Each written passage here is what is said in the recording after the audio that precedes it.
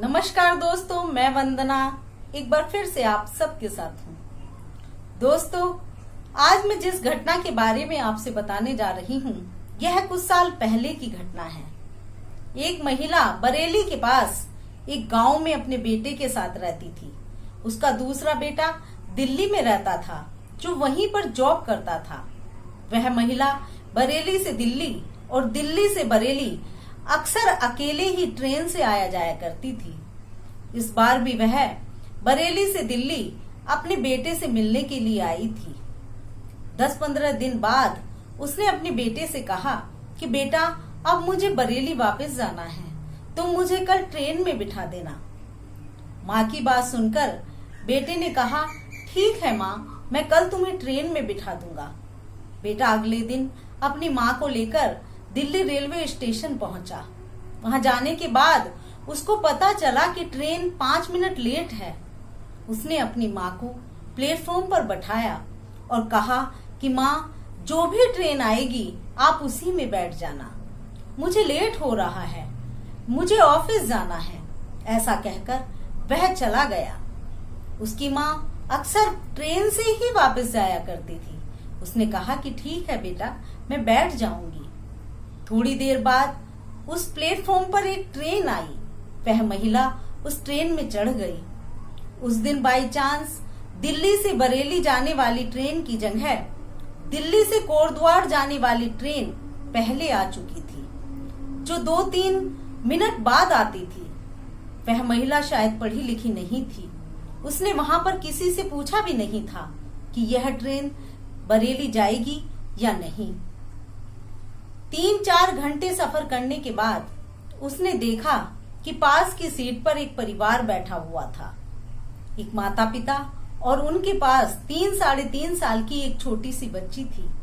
बच्ची थक चुकी थी, बहुत शरारत भी कर रही थी। वह बार बार अपने माता पिता से पूछ रही थी कि घर कब आएगा, कोटद्वार कब आएगा। बच्ची की बात सुनकर वह बुजुर्ग महिला बच्ची के माता पिता से कहने लगी कि बरेली कब आएगा। बच्ची के माता पिता ने कहा, माता जी, अब तो कोटद्वार आने वाला है, बरेली यह ट्रेन नहीं जाती है, आपको कहाँ जाना है। बच्ची के माता पिता की बात सुनकर वह बुजुर्ग महिला बोली, अरे मुझे तो बरेली जाना था, शायद मैं गलत ट्रेन में बैठ गई हूँ, अब मैं क्या करूँ। वह एकदम से बहुत दुखी हो गई। उसकी आंखें आंसुओं से भर चुकी थी। उस बुजुर्ग महिला को बहुत परेशान और घबराया हुआ देखकर बच्ची की माँ ने बच्ची के पिता से कहा कि आप इस महिला की मदद कीजिए, यह बहुत परेशान हो रही है। बच्ची की माँ के कहने के बाद बच्ची के पिता ने उन बुजुर्ग महिला से कहा कि माता जी, यदि आपके पास आपके बेटे का फोन नंबर हो तो आप मुझे दे दीजिए, मैं उनको फोन करके बता दूंगा कि आप किसी गलत ट्रेन में बैठ गए हो और कोटद्वार आ गए हो। उस महिला ने अपने बैग से एक छोटी सी डायरी निकाली और बच्ची के पिताजी को दे दी। उन्होंने फोन करके उस बुजुर्ग महिला के बेटे से कहा कि आपकी माँ हमारे साथ है, वह गलत ट्रेन में बैठ गई हैं और कोटद्वार आ गई हैं, आप चिंता मत कीजिए, हम इन्हें अपने साथ ले जाएंगे, यह पूर्ण रूप से सुरक्षित है, कल हम इन्हें ट्रेन में बिठा देंगे।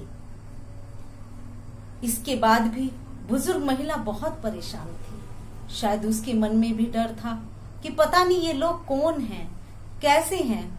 और उधर बच्ची के पिता बार बार बच्ची की माँ से कह रहे थे कि इस महिला को अपने घर मत ले जाओ।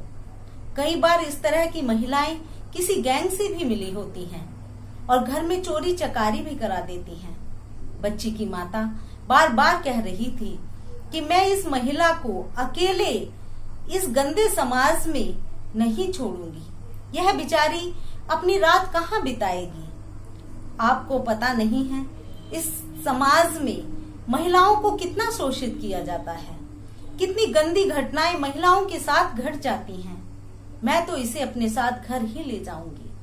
बच्ची की माँ के कहने पर बच्ची के पिता भी उस महिला को घर ले जाने के लिए तैयार हो गए और कुछ समय बाद जैसे ही ट्रेन कोटद्वार स्टेशन पर पहुंची, उतरने के बाद वह स्टेशन पर मालूम करने के लिए गए कि कल बरेली ट्रेन किस टाइम जाएगी। तब उन्हें पता चला कि बरेली जाने वाली एक्सप्रेस ट्रेन अब से 15 मिनट बाद ही है। वह टिकट लेकर उस बुजुर्ग महिला के पास आए और उन्होंने कहा कि माताजी 15 मिनट बाद ही ट्रेन बरेली जाएगी, जो रात में लगभग 8:30 पौने 9 बजे तक बरेली पहुंच जाएगी। उनकी बात सुनकर उस बुजुर्ग महिला के चेहरे पर खुशी की लहर दौड़ गई। उसने उस छोटी बच्ची और उसके माता पिता को बहुत आशीर्वाद दिया। बच्ची के पिता ने प्लेटफॉर्म पर मालूम किया कि कुछ लोग जो बरेली जाएंगे वह इन बुजुर्ग महिला को अपने साथ ही बरेली स्टेशन पर सुरक्षित उतार लेना, और बुजुर्ग महिला से कहा कि घर पहुंचकर हमें एक फोन अपने बेटे से करवाकर यह जरूर बता देना कि आप सुरक्षित घर पहुंच गई हैं। घर पहुंचने के बाद बुजुर्ग महिला ने ऐसे ही किया।